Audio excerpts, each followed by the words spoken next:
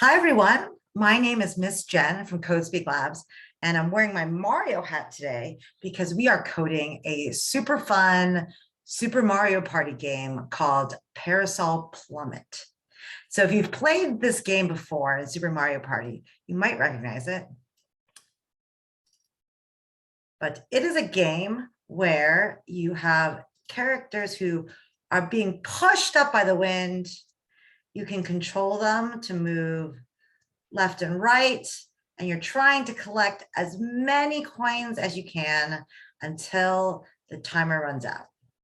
And what I'm doing as a player is I'm using my left and right arrow key to make it move left and right. And I'm pressing the space key to actually close the umbrella to make my character fall. And then when time runs out in 3, 2, 1, it's going to say you got 23 points.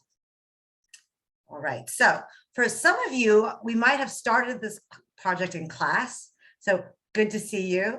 You can see what I look like without my mask on now. But the great thing with this video is you can fast forward, you can pause, you can rewind, and you can skip ahead to the part that you're on. But I'm gonna start from the beginning just so that students who haven't gotten started yet know all the steps that they need.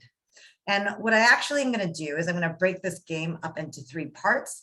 Each part is going to have its own video. The first video is going to be focused on our primary character and all of its code.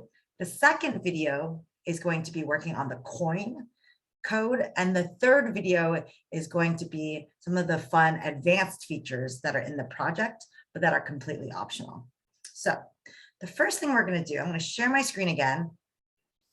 And you'll probably notice that in Scratch, it does not normally have all of these fun Super Mario characters.